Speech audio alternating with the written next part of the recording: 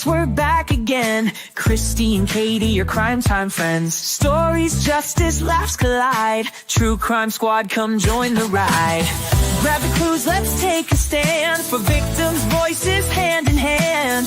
True Crime Squad, it's time to shine. Season 6, your turn, your time. True Crime Squad, where justice meets hilarity. Hey everybody, and welcome to the True Crime Squad. This is Katie Weaver. I'm here with my sister, co-host, and partner in crime, Kristi Brower. Hello. Hello, everybody. I just smacked myself in the face. Hey, how's it going? Well, better than you, apparently. I am having one of those days where I feel as though I'm a little out of sync with time. I don't know if any of the rest of you ever do that. Oh, yeah. Too frequently. Yeah. No, I mean, we had a doozy of a full moon, so I'm giving everyone a pass. That may be it, yes. Yeah. But otherwise, I know you have some show and tell. Oh, I do. I just have a fun new thing that's going to go in Fidget Whimsy. So this is a little castle. Oh, cute. And it has its own dragon with wings. Oh, she's cute. She sort of like sits up on top of her castle. Of her keep. She's so cute. She's going up on Fidget Whimsy today. I've been having a lot of fun printing, as I usually do, but I thought this turned out so fun. Super cute. Yes, it did. Yeah. Well, wonderful. I love it. And we've got exciting doings today. Our niece is graduating from college this evening, so we're super excited to go celebrate that. So proud of that kid. Right? I know. I'm thrilled for her. Yeah. What a relief, man. Mm-hmm. I remember that day. It's like, done. Forever. Well, this whole year, I mean, her program was also lots of practicums and, clinicals, yeah. Clinicals. And in January, and I mean, she's in the home stretch, right? And in January, she made a TikTok saying, I don't think this is for me. I don't know what to do. I should probably drop out. And we're all like, what the hell? What are you doing? Gave her a big pep talk, and she's like, I'm just stressed. And she had 3 different sites. She's in medical, and she had 3 different sites. This was the third one, and she was just, no, this was the second one, actually. And she just didn't, she was feeling pretty intimidated. So at any rate, yep, she powered through and did amazing, and now she's finally gets to graduate. So congratulations, Mia. Yeah. She's a surgical tech. Yeah. And so she does, like, she's in charge of the sterile field inside the operating room, and she's the one that hands the various tools to the surgeon, and sometimes he hands her body parts to take care of. Oh my gosh. Like it's wild, and she gets to be like right there watching all different. She's told us all kinds of stuff about all these surgeries. It has been her dream to be able to work in surgery, and so it's really cool because now she does it, and she already has a job. Yeah. At a surgical center, so she can have good hours. Yeah. Yeah, she's just doing amazing. She really is. Yeah, hearing her be like, yeah, so I was standing there and he put a uterus in my hands. She was like, you're like, holy God. That's not sterile. So funny. Yeah, wild. At any rate, we're very proud of her and excited to go to her graduation. So yes, very much. Starsgood said that she's doing boring housework while she joins all of us. Well, I mean, we're not going to be boring today, I'll tell you that. We're not. So, this is a really true crimey kind of true crime show. Oh my God. Yeah. Sometimes, things get funny around here. Today's probably not that day. No. But some fascinating and interesting and need to know stuff nonetheless. So I'm going to kick it over to you for a segment on gun crime. Yes.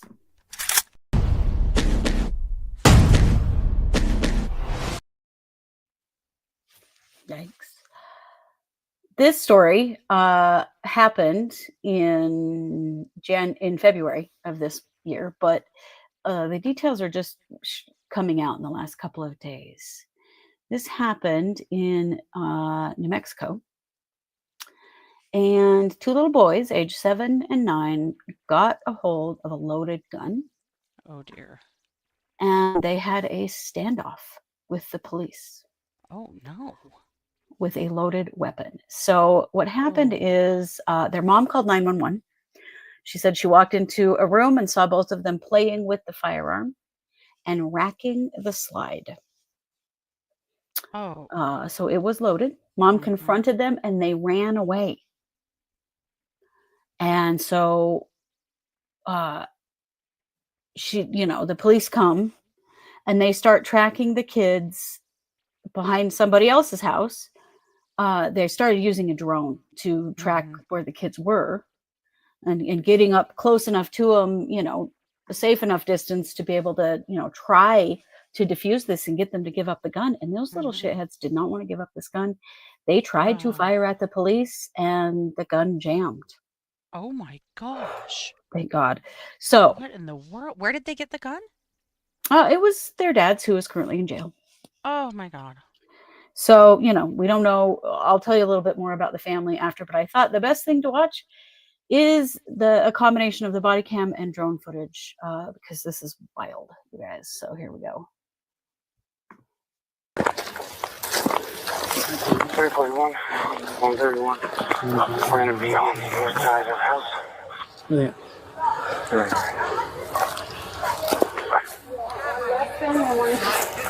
Less than one. You guys? And 394 has the eyes with the drone. It is going to be... Just go ahead and drop that. Put it down, babe. Go ahead and put it down for me, okay? You're not in trouble, but you have to drop that and come talk to us, all right? See if there's a magazine inside the magazine well. Put it down, baby. They're playing with the gun back and forth. The one in the blue is trying to take it from the one in the orange. Put it down, baby. Just drop it, buddy. Put it down, babe. You're okay. Put it down, And now the kid in the blue and green has a firearm. I need you to put it down, baby. Let's not do that, bud. Because of the shield. Well, let's not do that. Let's take our hand off, buddy. Let's put it on the ground. He said he has his hand on the trigger. Hey, guys, put the gun down and come 394 has talk a to shield. me. If you do need one, someone else come back Put the for gun it. down and come and talk to me. It's okay. You're not in trouble, buddy.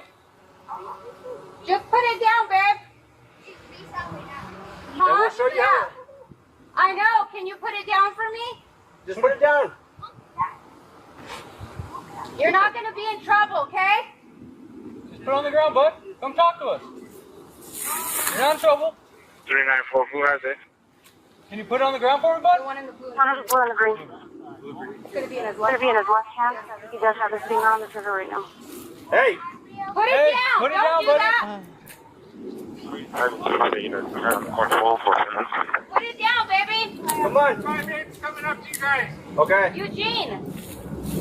Put it down, babe. 341. Back up. Can you lift? You want 40 on that side? If so, I would go ahead and 40 him. Fuck, I don't want to do that. Stand by, waiting for it for us. Just wait. Let's try to keep talking with them. Wow. Watch the fetal coming up. I know. Eugene, put it down, babe, okay? Can you put it down for me so we can talk? Can you do that for me? Because you're doing a really good job right now. So if you could just put it down, I would appreciate that. Which one's Eugene? He has the firearm upside down now. He's no longer got his finger on the trigger. I would go ahead and 40 him, try to knock it out of his arm, and then we can move up. Hold on. What I want you to do is I want you to hit beside them. Okay, hit the wall? I want you to hit the wall. Hey, put that, just keep it down. Sean! Keep it down. I want you to hit the wall or hit the fence. 258's going to hit the wall with the 40. Hey, you got to do what he says. I want you to hit this fence right here. And we have Charlie speaking with these kids. Sean! Can you put it down, babe? Hold on a second. Give it a second. Kiddos, just drop that. And come talk to us. You're not in trouble. Yeah, that's simple. We tried to talk them down. They're refusing to put the gun down. If you can, ricochet it on the bottom of that wall into their feet. Not Maybe with he'll the listen. cannon. If he puts the cannon down, will you put it down? Okay? So just try not to hit him. Put the gun down and we'll show you the cannon. He's not gonna shoot you, babe. Put it down. Okay, he's gonna put it down now. He's facing it down. Now you put the gun down. Okay? Come on, Sean. Let's listen, okay, babe? We don't want to hurt you, honey. Can you put it on the floor? It's still gonna be right by you, but if you put it down on the floor, then he could keep his cannon down. But put it on the floor. Ready in 40? Just wait. Stand by. The sooner you put that down, the sooner we can take you home. We can go see your mom. Sean, this isn't a game no more. We're not playing a game right now. This is serious. Speaking with 254. I need you to put that down. We want to help you, Sean. You tell me what you need after you put it down, and I'll make sure that we get you some whatever you need, okay? We're just going to wait for a second. Can you do Just hold that on. for me? Well, your mom gave me your name backwards then. All right, then Eugene. Can you put it down for me? Now Sean has it. Sean, can you just toss it to the side, babe? Let's make this easy. I feel like we could. Because we want to help you. We want to help you. I want to try to do a warning, something. Put it down, Sean. We don't want to hurt you, I okay? just don't want to fucking... Put it down, Sean. I really don't want to fucking 48 kid right We now. don't want to hurt you, and we want to help you, okay?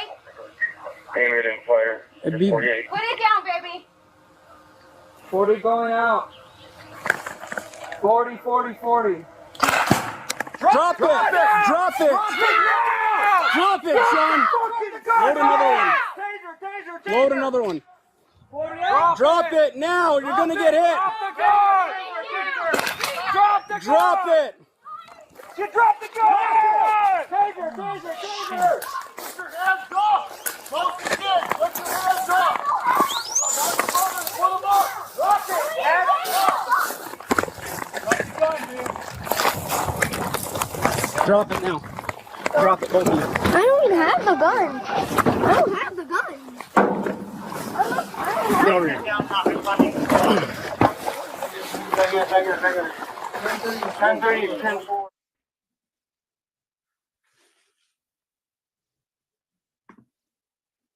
Holy shit. Wow, right? So what they were firing was beanbag rounds. They weren't firing actual bullets at them, Right. but they really gave them no choice but to try to they tried to fire at the police. They, when you saw both of them take the stance and point the gun, like, holy shit, that was so scary. And that poor guy, the sharpshooter, was like, I don't want to do this, but he really didn't have a choice. They were asking about the cannon. The cannon was the sharpshooter with the beanbag gun. What they saw, they thought was a cannon, was the beanbag gun. Yeah, that was really, really scary. Obviously, there's some major shit going on with these kids that they wouldn't have immediately put that gun down when the police came. Well, the way the one kid was holding it too. He had his Yes. feet apart. He was holding the gun. He had it like this, but Like- pointed between his feet. That's somebody he who's knew. at least seen that. Yeah. But Yeah. also the way they were just casually passing it between them, it is an I know. absolute miracle one of those two boys wasn't shot. So scary. But also, have none of these people ever heard of offering a kid McDonald's? All Right? of this Like- come out and we'll talk. They don't want to talk to you. You're strangers. They're scared. They're actually Well- terrified and don't know what to do. First of all, their mother should have been calling for them, not that obnoxious lady calling them by the Right. wrong names. But second of all, Right. they should have offered them something, a trade, Yes. McDonald's, a ice cream cone, something. I mean, Right. come on. Yeah, they didn't talk to them the way that you should be talking to kids. Although But then this, what do you do? Yeah. right, this is a great example of how you could have dealt with Victor Perez instead of shooting him 9 times. Mm-hmm. Pocatello, Mm-hmm. assholes. Well, absolutely. Yeah, they were totally shaken. They were terrified. You work with these Yeah. guys, Irene? Uh, They were terrified. They were terrified they were going to have to shoot a kid, and they didn't want to shoot a Yeah. kid. This was really, really but scary. their behavior Um, was scary. It The was. boy's behavior was scary. My God. It I can't was, even yeah. imagine how that must have felt. Yeah. Yeah. There is something in New Mexico called Bernie's Law, or Benny's Law, I mean. which is a safe storage act about firearms. And so the parents could be charged. They are not charged at this point. Their dad is in jail and it's his gun. But hello, Mom, where the hell were you? But come on, people, lock up your damn guns. This should have Yeah. never happened at all. The problem is that the police have had about 56 calls to this home. 56 Oh my calls God. to this home. And New Mexico law didn't even allow them to take these kids into custody or to even take them from their mother for what occurred here. Oh But my God, gosh. how can you send them home with someone who clearly cannot keep them safe? It was a terrible, terrible situation. They have got all kinds of services in with them now, but I hope it's enough, you know? Right. Oh, that was just to watch them passing the gun back and forth was scaring the shit out of me.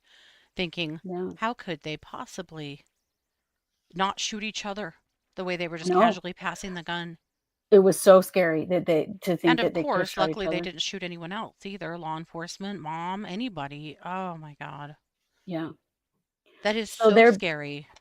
Oh, isn't it? It's harrowing to watch. I cannot imagine being the police there, just desperately trying to get that gun away from them. No. Yes, Benny. Of course, Benny's law is named for another child.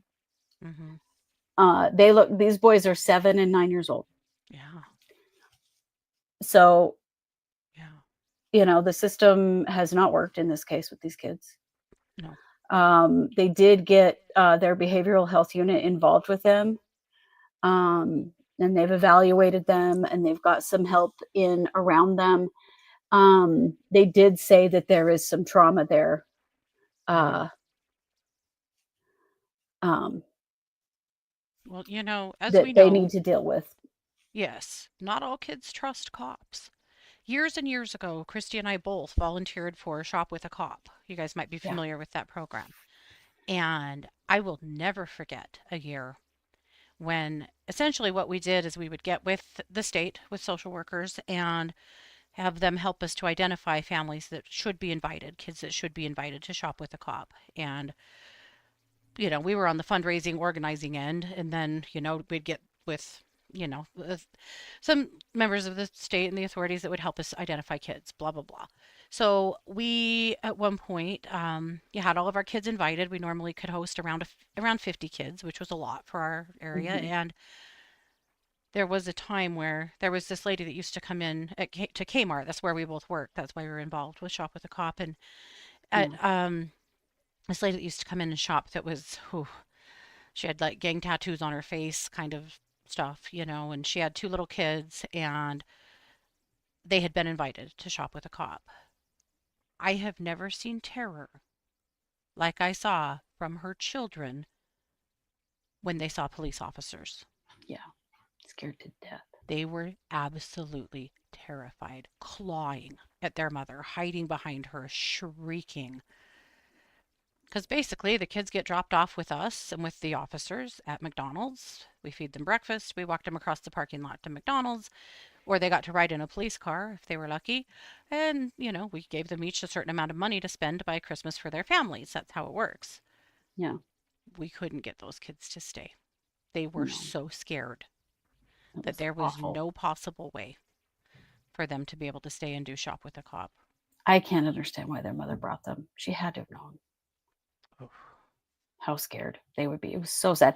And we had a lot of kids that were scared of the police, and then the officers were really great with them and like gave them rides in their cars in the parking lot and did their sirens and stuff, and they would be okay. But these two was like, oh my God, please take them home. They're so traumatized. It was awful. I can only imagine what they had been told about the police in the past or witnessed with the police in the past and their parents, because I've never seen terror like that from a kid in my life.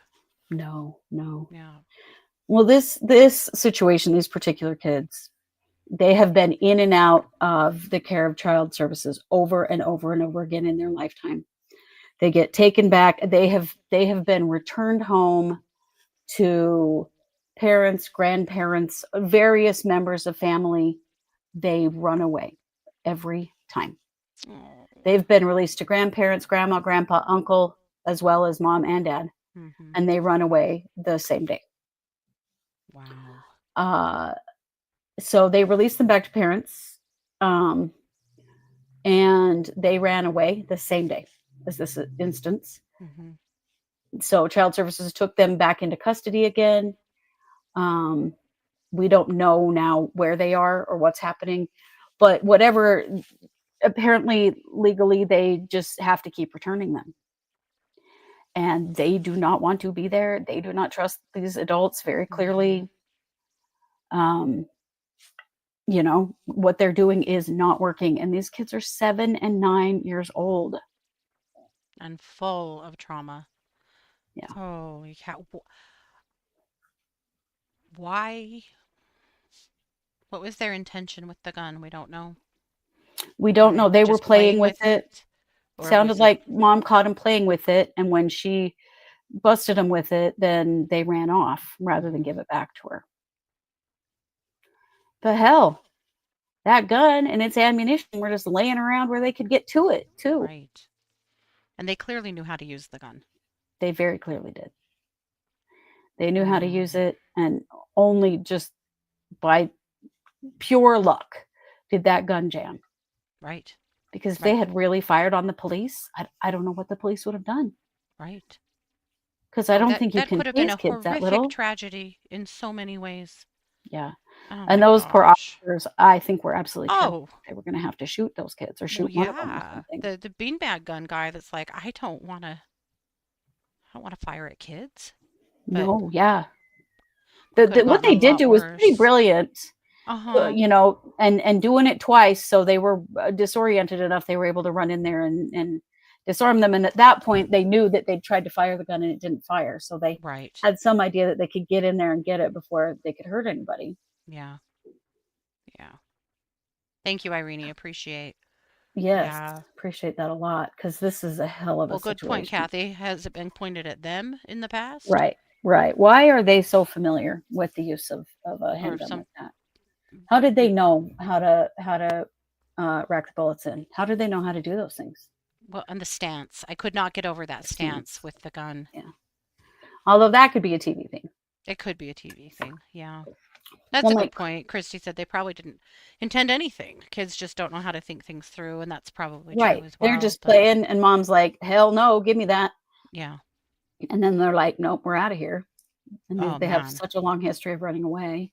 But of course, no wonder they don't respond to the police. The police have been the ones that have to come round them up every time they run off. Yeah. So these are not kids that are going to see police as an authority or even as people who will help, for sure. So I don't know. But man, we need a better system.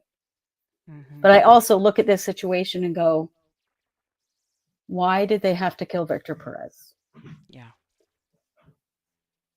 They were able to disarm this kid with a loaded gun. Victor Perez just had a knife.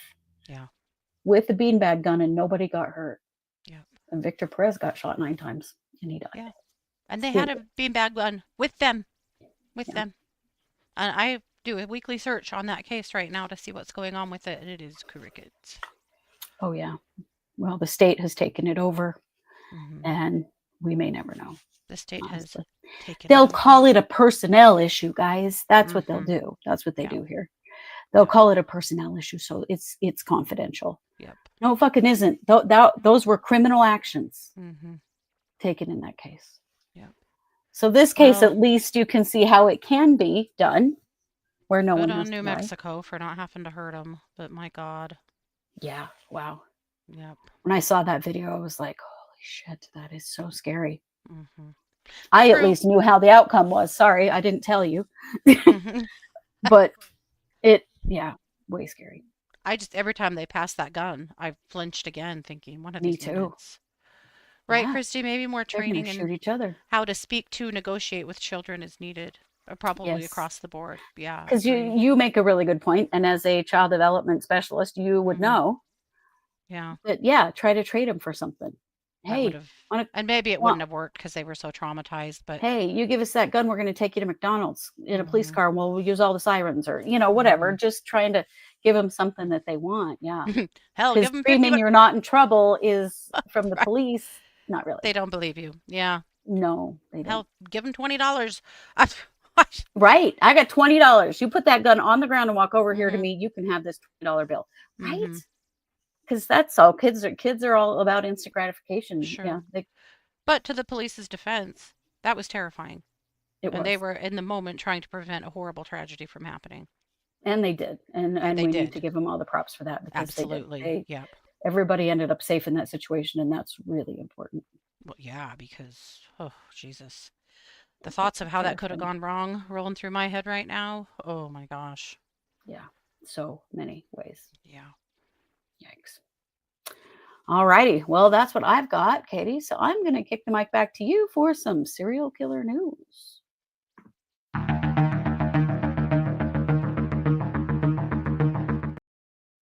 Okay. Well, an interesting development out of Oregon. I want to introduce you to this young man. This is Larry Eugene Parks.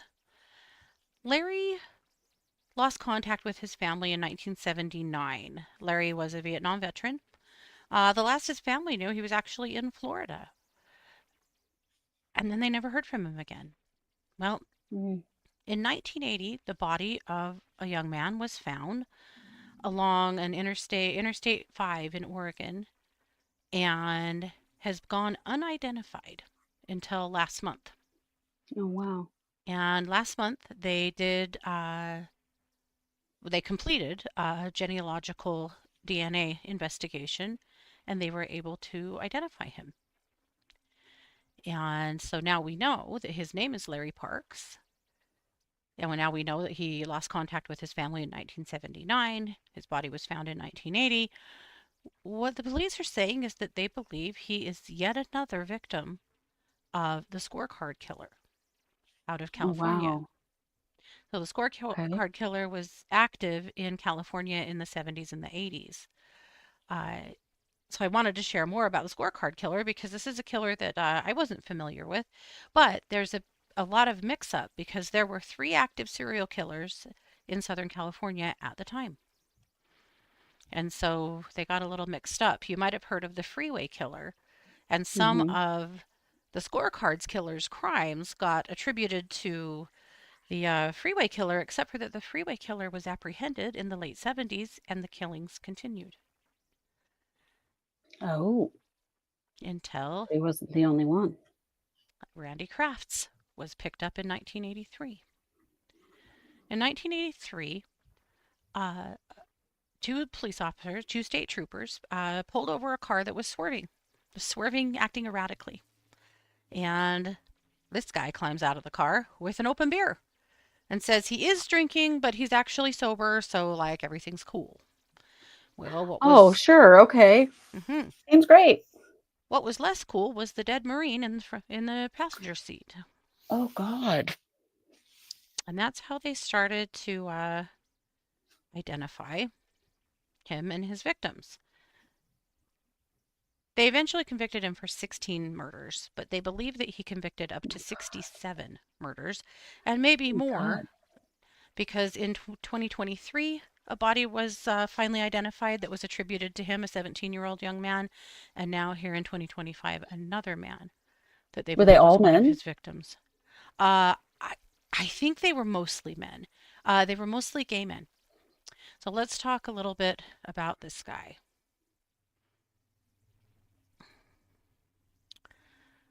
So he was born in Long Beach in 1945. His parents moved from Wyoming to California, and he was a very outspoken conservative kid until he went to college, where he decided that actually no, he'd completely switched his political affiliation. He was a loud proponent of Robert F. Kennedy. He joined the military right out of college, and came out while he was in the military. And for that, the military released him with medical issues. And he tried to sue and get reinstated into the military, and he was unsuccessful. So then he started keeping bar there were 3 bars that were kind of like the gay bars of the area. There was Broomhilda's, Stables, and Bowie's Shed. And he was a bartender at Stables. Or no, sorry, Bowie's Shed. And these bars were kind of a spot where people were passing through from Laguna or back to Los Angeles. It kind of became a hot spot for a gay bar hotspot in the area. And Randy fell really heavily into meth and alcoholism. And his roommates would say that he would either go on benders that lasted for days and he wouldn't sleep at all and would disappear for days, or he would lock himself in his bedroom for many days and nobody would see him or know if he was okay at all. Wow. Right about that time, and this is in the mid-70s, a 13-year-old boy, a runaway kid, showed up hitchhiking, and he got picked up by Randy Kraft. And Randy Kraft took him to his apartment, and he plied him with pills and with alcohol and raped him, and he got away and actually wandered into a bar, falling over. This was in 1970. And the police were called, and the police came. They actually had to pump his stomach, but he didn't tell anybody that he was sexually assaulted until 13 years later, because he didn't think anybody would believe him. So the police came, and they investigated Randy Kraft, and they investigated what happened. They did not arrest him. They said there wasn't enough evidence to arrest. Wow. That is his first known victim. But then, in 1971, a body was found. This was another bartender who had been a bartender at Stables. His name was Wayne Joseph Duquette. Now, I'm going to tell you right now, and I'm going to try and dumb these down a little bit because they're pretty tough to hear, but one of his calling cards was that he would stuff socks and or other items into the anus of his victims. Oh, God. Nearly all of them. Sometimes, at one point, there was a 4-foot branch off of a tree and various things like that. But that's how they knew these were all identified, is because of all of the genital mutilation and the things that he was doing to their bodies otherwise. So I'm going to give you a quick rundown of the victims that we know of. So 1971, there was Wayne Joseph Duquette. 1972, Edward Moore, he was 20. His genitals had been deformed. He was beaten with a blunt object and strangled. And the typical, I'm not going to say it every single time that there was something stuffed into their rectum, but assume there was, because all of them were. 1973, this was an unidentified, I believe to still be unidentified victim named Wilmington. He was fatally strangled, castrated. Also in 1973, in April, Kevin Clark Bailey, 18, sodomized and castrated.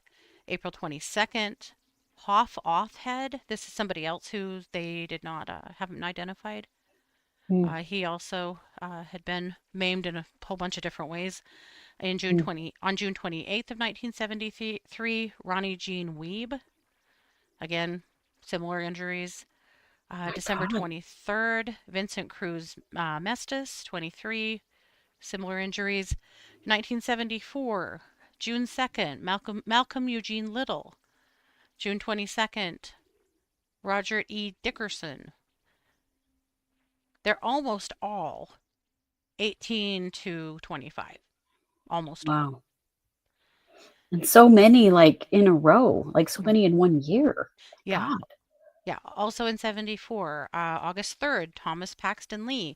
August 12th, Gary Wayne Cordova. November 10th, Oral Alfred Stewart. November 27th, James Dale Reeves. 1975, January 4th, John William Laris. January 17th, Craig Victor Honitis. March 8th, Keith David Crotwell. 1976, January 3rd, Mark Howard Hall. December 12th, only 2 this year that they know there's more. Paul Joseph Fuchs.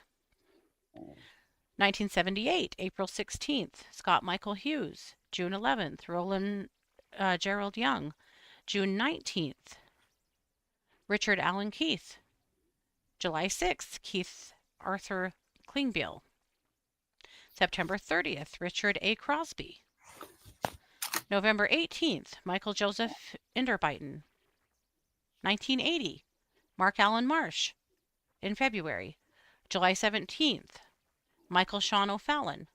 July 18th, Portland Eck. This was unidentified strangled. This may be our guy here.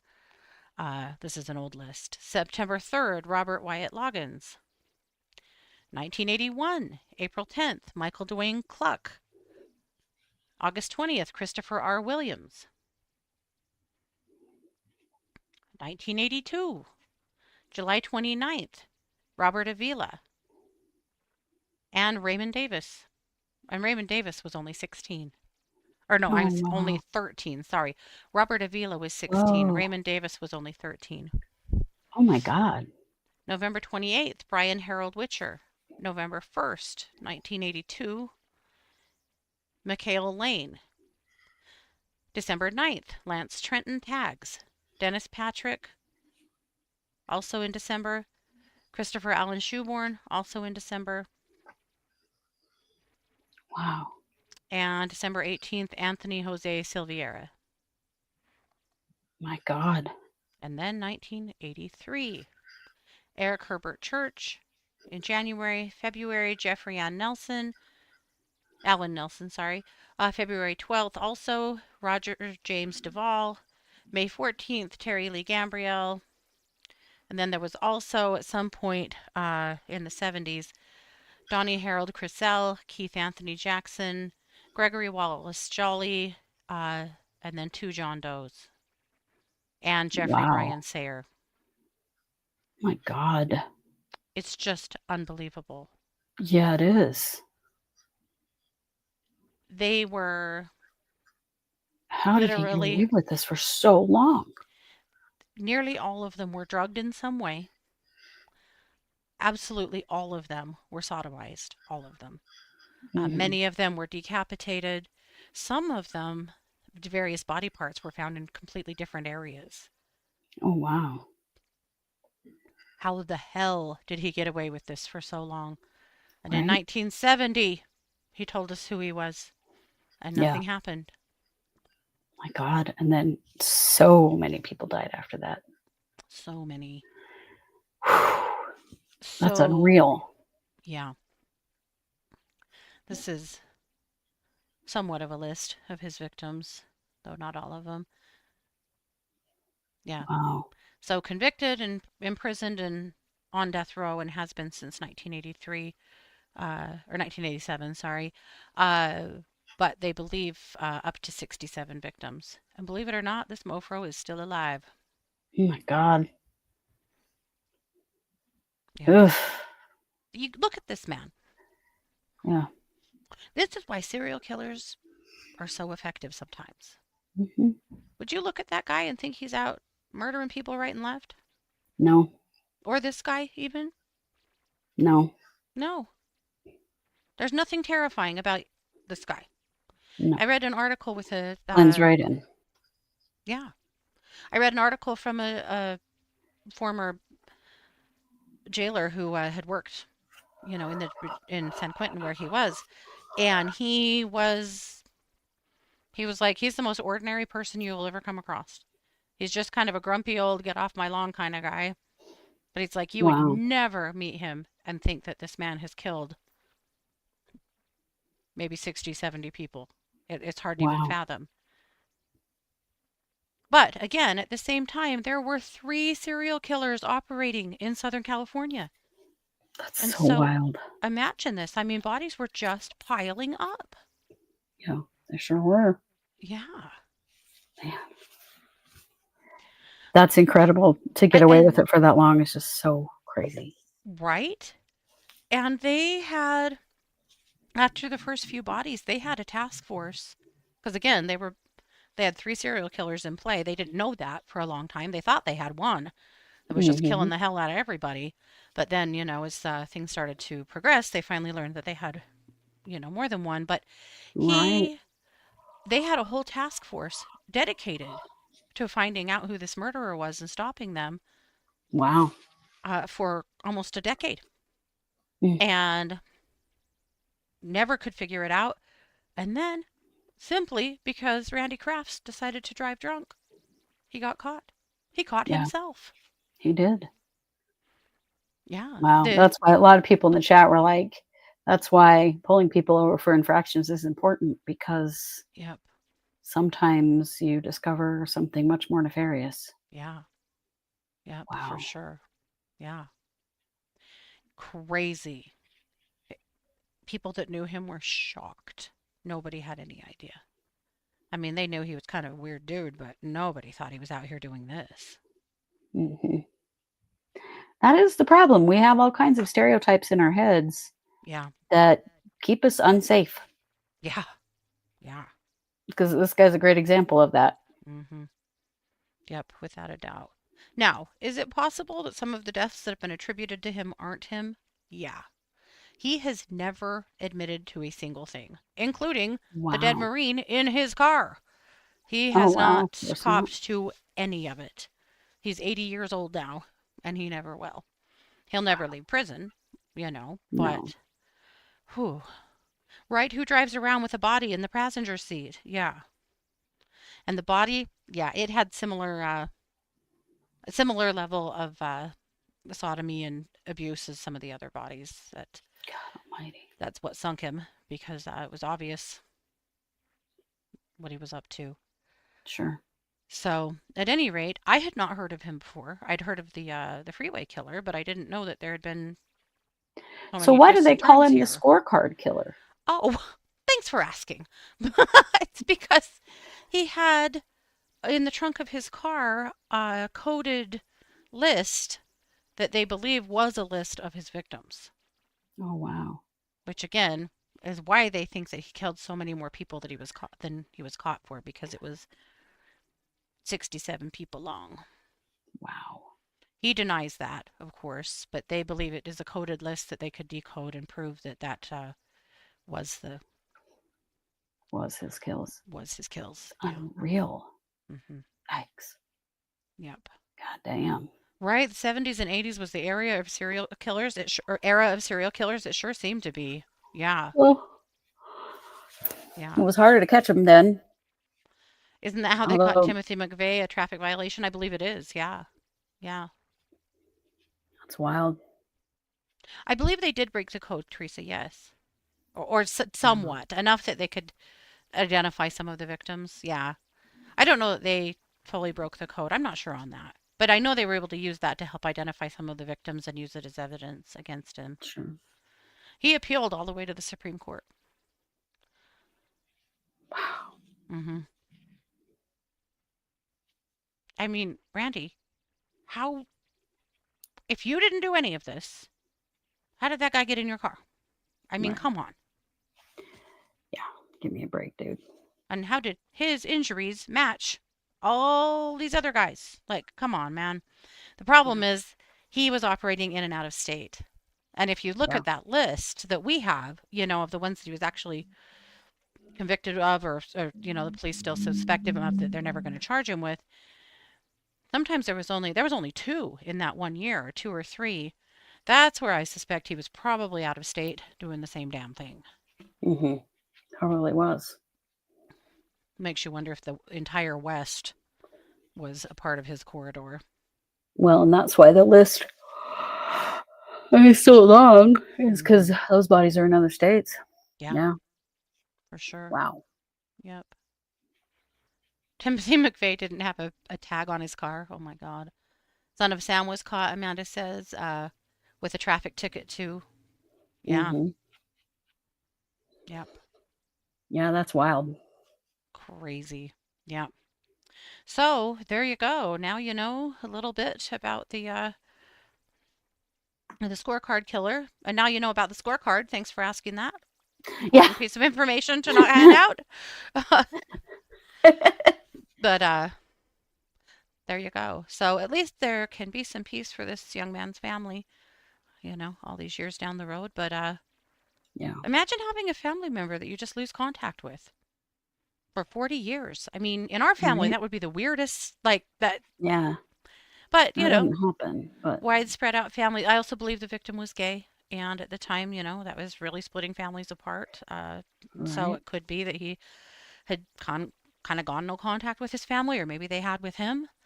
But to Right. learn all these years later that he's been dead all this time.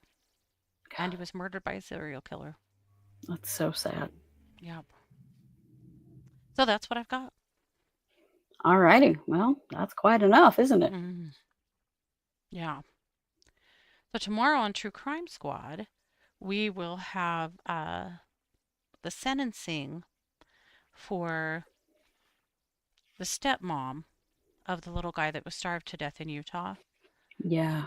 You want to hear what the judge says to her. Yeah, you do. Yeah. Mhm. There is some justice in this world occasionally, and you definitely want to hear that, along with lots of other things going on this week. Interesting things. In Mhm. fact, there's a very important hearing happening in California right now for the, oh, good Lord. I filled all my thoughts with Menendez serial brothers. killers. Menendez brothers happening today and Yeah. tomorrow, trying to decide if they can possibly get a new sentence, a resentencing. So that's a big thing going on. We'll keep an eye on that. Karen Reed didn't happen today. They said that due to unforeseen circumstances, court couldn't happen today. So lots of rumors swirling about why that is, but it's So most many. likely Yeah. because somebody's sick. But maybe we'll learn more about that tomorrow as well. But we'll be back tomorrow at 6 p.m. with case updates regardless. And until then, thank you so much for being here. Thanks for being a part of the True Crime Squad. We'll see you soon. Bye, everybody.